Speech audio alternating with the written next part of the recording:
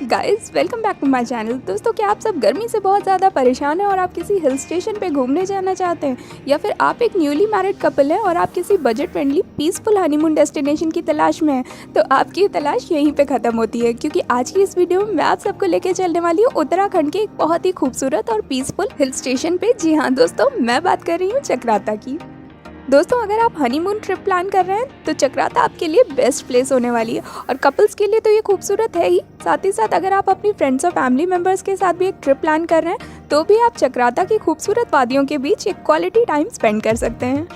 तो गाइज, अगर आप भी चक्राता जाने की प्लानिंग कर रहे हैं तो इस एक ही वीडियो में आपको सारी इन्फॉर्मेशन मिल जाएगी, जैसे कि आपको वहाँ कैसे पहुँचना है, वहाँ कहाँ रुकना है, खाने पीने की वहाँ क्या फैसिलिटीज़ मिलने वाली है, कहाँ कहाँ आपको घूमना चाहिए, शॉपिंग कहाँ कर सकते हैं आप, कितने दिन का ट्रिप प्लान करें, कौन सा सबसे बेस्ट टाइम रहेगा विजिट करने के लिए, और इस सब के साथ वीडियो के एंड में ये भी जानेंगे कि इस विजिट में आपका कुल खर्चा कितना आने वाला है। तो दोस्तों, बने रहिए हमारे साथ इस वीडियो में, और अगर आप हमारे इस चैनल पर नए हैं तो चैनल को जल्दी से सब्सक्राइब कर लीजिए, साथ ही बेल आइकन को प्रेस करना बिल्कुल मत भूलिएगा, जिससे आपको हमारे आने वाले वीडियोस की नोटिफिकेशन मिलती रहे। तो चलिए, अब देर किस बात की, आपको लिए चलती हूँ चक्राता और बताती हूँ कि आपको यहाँ पहुँचना कैसे।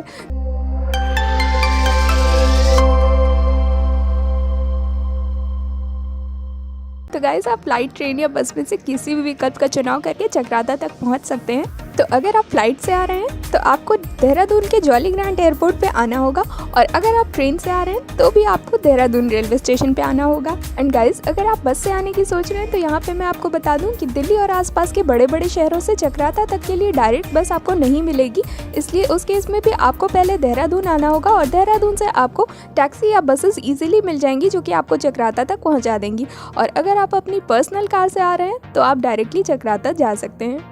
एंड गाइस, अब जान लेते हैं कि आप देहरादून से चक्राता कैसे जा सकते हैं। तो दोस्तों, देहरादून से चक्राता करीब 90 से 114 किलोमीटर का डिस्टेंस पड़ जाएगा, और यहाँ मैं 90 से 114 किलोमीटर इसलिए बता रही हूँ क्योंकि देहरादून से चक्राता जाने के दो रास्ते हैं। पहला रास्ता जो है वो आपका वाया डाक पत्थर विकास नगर होते हुए जाता है, जिसमें आपको करीब 90 किलोमीटर का डिस्टेंस कवर करना होगा। वहीं जो दूसरा रास्ता है वो मसूरी होते हुए जाता है, जिसमें आपको करीब 114 किलोमीटर का डिस्टेंस पड़ जाएगा। तो अगर आप चाहें तो देहरादून, मसूरी और चक्राता की एक कंबाइंड ट्रिप भी प्लान कर सकते हैं, जो कि काफ़ी ज़्यादा इंटरेस्टिंग होगी। एंड गाइस, देहरादून से चक्राता के लिए आपको प्राइवेट टैक्सी, शेयर टैक्सीज और बसेस के ऑप्शंस ईजिली अवेलेबल हैं। और बात करें अगर हम इनके कॉस्ट की, तो प्राइवेट टैक्सीज आपको 2 से 2,500 रुपये के बीच पड़ जाएंगी, और ये 2 से 2,500 रुपये उस केस में है अगर आप डाक पत्थर वाले रूट से जाते हैं। अगर आप मसूरी वाला रूट प्रेफर करते हैं तो ये कॉस्ट आपकी थोड़ी और बढ़ जाएगी। एंड गाइस, अगर आप शेयर टैक्सी लेते हैं तो इसका किराया आपको 180 से 220 रुपये के बीच पड़ जाएगा।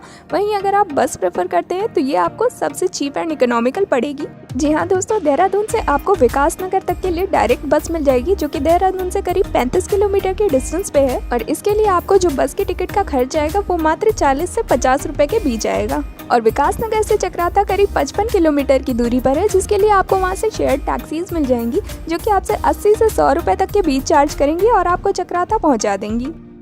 चलिए दोस्तों, अब चक्राता पहुंचने के बाद सबसे पहले आपको अपने रहने के लिए एक होटल देखना है। तो दोस्तों, यहाँ पे आपको होटल, रिसोर्ट और कैंप्स तीनों की ही फैसिलिटी अवेलेबल है, और चक्राता एक बहुत ही खूबसूरत हिल स्टेशन है जो कि अभी टूरिस्ट के बीच उतना ज़्यादा पॉपुलर नहीं है। इस वजह से आपको यहाँ पे काफ़ी ज़्यादा शांति और सुकून का अनुभव होगा। एंड गाइस, होटल्स के कॉस्ट की बात करें तो 1,000-1,200 से यहाँ होटल्स की स्टार्टिंग हो जाती है। एंड अगर आप रिसोर्ट प्रेफर करते हैं तो उसकी कॉस्ट आपको लगभग 3,000 तक पड़ जाएगी। वहीं अगर आप कैंपिंग का मज़ा लेना चाहते हैं तो उसकी स्टार्टिंग भी 1,000 रुपये से हो जाती है।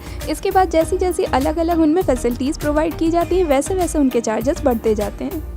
एंड गाइस, यहाँ पे एक छोटा सा सजेशन मेरा आपको ये रहेगा कि अगर आप ऑनलाइन होटल की बुकिंग कर रहे हैं तो आपको होटल की लोकेशन का विशेष ध्यान रखना है, क्योंकि अगर आप ऑनलाइन चक्राता के होटल सर्च करेंगे तो उसमें काफ़ी सारे होटल्स देहरादून के भी शो होने लगते हैं, जो कि चक्राता से काफ़ी ज़्यादा डिस्टेंस पे है। तो आपको उस केस में काफ़ी ज़्यादा प्रॉब्लम हो सकती है, इसलिए बेटर ऑप्शन ये रहेगा कि आप एक बार होटल की लोकेशन अच्छे से चेक कर लीजिए कि वो चक्राता में ही हो, ना कि देहरादून में। एंड गाइस, बात करें अगर हम खाने की, तो चक्राता के मेन मार्केट एरिया में आपको काफ़ी सारे रेस्टोरेंट्स और ढाबे देखने को मिल जाएंगे, तो आपको यहाँ खाने पीने की ऐसा उतनी प्रॉब्लम नहीं होने वाली है। और बात करें अगर हम खाने के कॉस्ट की, तो आपको यहाँ 120 से 150 के बीच वेज थाली आराम से मिल जाएगी। तो चलिए दोस्तों, अब जल्दी से जान लेते हैं कि आपको यहाँ घूमना कहाँ कहाँ है। तो गाइस, सबसे पहले आप जा सकते हैं चिरमिरी पीक, जो कि चक्राता से करीब 5 किलोमीटर की दूरी पर पुराड़ी गांव के पास स्थित है, और आप यहाँ अपनी पर्सनल कार या बाइक से भी जा सकते हैं। इसके अलावा आपको चक्राता के मेन मार्केट एरिया से यहाँ के लिए शेयरिंग टैक्सीज भी इजीली मिल जाएंगी। एंड गाइस, यहाँ पे मैं आपको बता दूं कि चिलमरी नेक शहर की सबसे ऊंची चोटी है, तो आपको यहाँ से पूरे चक्राता का खूबसूरत व्यू तो देखने को मिलेगा ही, साथ ही साथ यहाँ से आप और भी काफ़ी सारी खूबसूरत पीक्स का नज़ारा भी देख सकते हैं, जैसे कि रोहिणी पीक और स्वर्गा पीक। एंड इसके अलावा गाइस, यहाँ से थोड़ी ही दूरी पर पुराड़ी गांव भी जाकर आप घूम सकते हैं, जो कि अपने आप में ही बहुत ज़्यादा खूबसूरत है, क्योंकि ये गांव एक पहाड़ी की चोटी पे बसा हुआ है। और अगर आप वहाँ चाहें तो आप वहाँ स्टे भी कर सकते हैं, क्योंकि वहाँ पे आपको 700-800 तक में रूम्स इजीली मिल जाएंगे। लेकिन गाइस, यहाँ पे मैं आपको बता दूँ कि पुराड़ी गाँव में पानी की थोड़ी समस्या रहती है, क्योंकि ये गाँव एक पहाड़ी की चोटी पर बसा हुआ है, तो वहाँ पर कोई भी नेचुरल वाटर सोर्स नहीं है।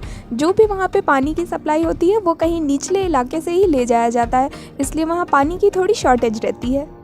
और दोस्तों, इसके बाद आप विजिट कर सकते हैं tiger waterfall. And believe me guys, इस झरने की खूबसूरती आपको डेफिनेटली पसंद आने वाली है, तो आपको यहाँ ज़रूर विजिट करना चाहिए। और इस झरने तक पहुंचने के 2 रास्ते हैं। पहला रास्ता वो है जहां पर आप झरने के काफ़ी पास तक गाड़ी लेके जा सकते हैं, तो इस रास्ते पे आपको चलना फिरना कम पड़ेगा। लेकिन दोस्तों, कभी कभी सीज़न के टाइम पे सेफ्टी पॉइंट ऑफ व्यू से इस रास्ते को बंद कर दिया जाता है। ऐसे में आपको दूसरा रास्ता फॉलो करना पड़ेगा। दूसरा रास्ता वो है जहाँ पर आपको लगभग 1 किलोमीटर तक की ट्रैकिंग करनी पड़ेगी, और यह ट्रैकिंग नीचे की तरफ होने वाली है, यानी कि जाते टाइम तो आपको उतनी ज़्यादा प्रॉब्लम नहीं होगी, क्योंकि नीचे की तरफ आपको उतरना होगा, लेकिन वहाँ से वापस आते टाइम आपको काफ़ी खड़ी चढ़ाई चढ़नी पड़ेगी। और दोस्तों, यहाँ पे मैं आपको बता दूं कि अगर आप गाड़ी से आ रहे हैं तो आपको यहाँ पे पार्किंग फ़ीस अलग से पे करनी होगी। अगर आप बाइक से आ रहे हैं तो इसके लिए आपको 20 रुपये पे करने होंगे, और अगर आप कार से आ रहे हैं तो इसके लिए आपको 50 रुपये पार्किंग फ़ीस देनी होगी। और बात करें अगर हम टाइगर वाटरफॉल की एंट्री टिकट के बारे में, तो उसकी कॉस्ट आपको 30 रुपये प्रति व्यक्ति पड़ जाएगी। एंड गाइस, ये झरना भारत के सबसे हाईएस्ट वाटरफॉल्स में से एक है, जिसकी हाइट करीब 312 फीट की है, और इस 312 फीट की ऊंचाई से गिरते हुए झरने को देखना अपने आप में ही एक काफ़ी खूबसूरत एक्सपीरियंस है। लेकिन आप इस झरने की खूबसूरती को और भी ज़्यादा इंजॉय करेंगे जब इस झरने से गिरने वाली छोटी छोटी पानी की बूंदें हवा में उड़ते हुए आपके ऊपर पड़ेंगी। एंड गाइस, इसके बाद आप चक्राता से करीब 13 किलोमीटर के डिस्टेंस पे विजिट कर सकते हैं देववन। और दोस्तों, यहाँ देववन में आपको देवदार के हरे भरे पेड़ों से घिरे हुए काफ़ी सारे जंगल देखने को मिल जाएंगे। और इसके अलावा दोस्तों, आपको यहाँ से हिमालय पर्वत के काफ़ी खूबसूरत नज़ारे देखने को मिलेंगे। और अगर आप यहाँ सर्दियों के टाइम पे आ रहे हैं तो आप यहाँ स्नोफॉल का भी मज़ा ले सकते हैं, क्योंकि उस टाइम यहाँ पे काफ़ी मोटी बर्फ़ की चादर जमी रहती है। एंड इतना ही नहीं गाइज, अगर आप बर्ड वॉचिंग का भी शौक रखते हैं तो आपको यहाँ पे विभिन्न प्रजातियों के पक्षियों को भी देखने का मौका मिलेगा। एंड गाइज, अगर आप इसके बाद देवबंद से आगे जाते हैं तो आप विजिट कर सकते हैं लोखंडी, जो कि चक्राता से करीब 19 किलोमीटर के डिस्टेंस पे है। और ये चक्राता का सबसे फेमस टूरिस्ट स्पॉट है, जहाँ काफ़ी सारे टूरिस्ट जाना पसंद करते हैं, क्योंकि दोस्तों सर्दियों के टाइम पे यहाँ काफ़ी ज़्यादा स्नोफॉल होता है, तो टूरिस्ट यहाँ पे स्नोफॉल को एंजॉय करने के लिए आते हैं।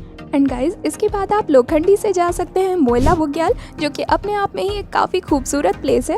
और दोस्तों, इसके अलावा भी अगर आप शहर की भीड़ भाड़ से दूर किसी नेचुरल प्लेस पे कुछ पल शांति के बिताना चाहते हैं तो भी आपको मोयला बुग्याल ज़रूर जाना चाहिए। और यहाँ तक पहुँचने के लिए आपको करीब 3 किलोमीटर की ट्रैकिंग करनी होगी, लेकिन ये ट्रैकिंग एक प्लेन एरिया में है, तो अगर आप बाइक लेके आ रहे हैं तो आप बाइक से भी वहाँ तक जा सकते हैं। लेकिन दोस्तों, उसके ऊपर आपको करीब 2.5 किलोमीटर की खड़ी चढ़ाई देखने को मिलेगी, तो वो आपको ट्रैकिंग करके ही जाना होगा, उस वहाँ पे आप बाइक नहीं लेके जा सकते हैं। और ये दोनों ट्रैक्स कंप्लीट करने के बाद आप मोयला बुग्याल पहुँच जाएंगे, जहाँ पे आपको खूबसूरत घने ऊंचे ऊंचे देवदार के जंगल तो देखने को मिलेंगे ही, साथ ही साथ आपको यहाँ से हिमालय पर्वत के जो व्यूज़ देखने को मिलेंगे वो डेफिनेटली इनक्रेडिबल हैं। और दोस्तों, यहाँ पे मैं आपको बता दूं कि अगर आप यहाँ सर्दियों के टाइम पे आ रहे हैं तो ये पूरा बुग्याल आपको बर्फ़ की मोटी चादर के नीचे ढका हुआ देखने को मिलेगा, क्योंकि सर्दियों में यहाँ काफ़ी ज़्यादा ठंड पड़ती है। वहीं अगर आप गर्मियों में आ रहे हैं तो आपको यहाँ पे हरे भरे घास के मैदान देखने को मिलेंगे, जो कि अपने आप में ही काफ़ी ज़्यादा खूबसूरत लगते हैं। एंड इसके बाद गाइस, अगर आप एक एडवेंचर लवर हैं तो आप विजिट कर सकते हैं मुंडाली, जो कि चक्राता से करीब 36 किलोमीटर के डिस्टेंस पे है, और ये चक्राता का सबसे फेमस टूरिस्ट स्पॉट है। और यहाँ पे मैं आपको बता दूं कि ओली के बाद स्कीयर्स और स्नोबोर्डर्स के लिए ये भारत का सबसे पसंदीदा स्थान है। तो अगर दोस्तों आप भी स्कीइंग या स्नोबोर्डिंग जैसी और भी स्नो एक्टिविटीज़ का मज़ा लेना चाहते हैं तो आपको मुंडाली ज़रूर जाना चाहिए। और अगर आप यहाँ सर्दियों के टाइम पे आ रहे हैं तब तो आपको यहाँ स्नोफॉल देखने को मिलेगी ही। वहीं अगर आप गर्मियों के टाइम पे आ रहे हैं तो भी अप्रैल से मई तक के बीच आपको यहाँ ठीक ठाक बर्फ़ देखने को मिल जाएगी। एंड गाइस, अगर एडवेंचरस एक्टिविटीज़ में आप कैंपिंग और रिवर राफ्टिंग का शौक रखते हैं तो आपको कनसर विजिट करना चाहिए, जो कि चक्राता से करीब 26 किलोमीटर के डिस्टेंस पे है। और दोस्तों आपको यहाँ पे कैंपिंग के लिए काफ़ी सारे लग्जरी टेंट्स की फैसिलिटी अवेलेबल है, तो आप यहाँ पे कैंपिंग और रिवर राफ्टिंग दोनों का ही मज़ा ले सकते हैं। तो दोस्तों ये तो थी वो सारी प्लेसेस जहां आप भीड़ भाड़ से दूर इस छोटे से खूबसूरत हिल स्टेशन पे आने के बाद घूम सकते हैं। और अब आ जाता है सबसे बड़ा सवाल कि आपको चक्राता के लिए कितने दिन का ट्रिप प्लान करना चाहिए और कौन सा सबसे बेस्ट टाइम रहेगा चक्राता विजिट करने के लिए। तो दोस्तों लगभग 3 से 4 दिन सफिशिएंट रहेंगे आपकी चक्राता की ट्रिप के लिए। और दोस्तों वैसे तो यहाँ टूरिस्ट पूरे साल आते रहते हैं, लेकिन अगर हम बात करें यहाँ विजिट करने के बेस्ट टाइम की, तो अगर आप यहाँ गर्मियों में आ रहे हैं तो अप्रैल से जुलाई तक के बीच का समय सबसे अच्छा रहता है यहाँ विजिट करने के लिए। वहीं अगर आप यहाँ स्नोफॉल का मज़ा लेना चाहते हैं तो आपको यहाँ पे नवंबर से मार्च तक के बीच आना चाहिए। एंड गाइस, यहाँ जो सबसे ज़्यादा ध्यान देने वाली बात है वो ये है कि चक्राता एक कैंटोनमेंट एरिया है, यानी कि ये एक छावनी क्षेत्र है। इसके कारण यहाँ विदेशी पर्यटकों का आना स्ट्रिक्टली मना है। यहाँ सिर्फ भारतीय पर्यटक ही आ सकते हैं। और इसके अलावा भी एक छावनी क्षेत्र होने के कारण यहाँ पे काफ़ी सारे ऐसे एरियाज़ हैं जहाँ पे फोटोग्राफी और वीडियोग्राफी करना स्ट्रिक्टली मना है। स्पेशली यहाँ के जो मिलिट्री एरियाज़ हैं वहाँ पे आपको फोटोग्राफी और वीडियोग्राफी बिल्कुल नहीं करनी है। बाकी इसके अलावा इस वीडियो में मैंने आपको जितने भी टूरिस्ट पॉइंट्स बताए हैं उन सभी पे आप फोटोग्राफी और वीडियोग्राफी आराम से कर सकते हैं। एंड गाइस, बात करें अगर हम बजट की, तो चक्राता घूमने में आपको बहुत ज़्यादा खर्च नहीं आने वाला है। आपको ऑन एन एवरेज 2000 रुपये प्रति व्यक्ति तक का एक दिन का खर्चा आ जाएगा। और अगर आप ग्रुप में आ रहे हैं तो ये खर्चा आपका और ज़्यादा कम हो जाने वाला है। तो दोस्तों ये तो थी चक्राता विजिट करने की पूरी जानकारी। उम्मीद करती हूँ आपको वीडियो पसंद आई होगी। वीडियो पसंद आई है तो वीडियो को लाइक कर दीजिए,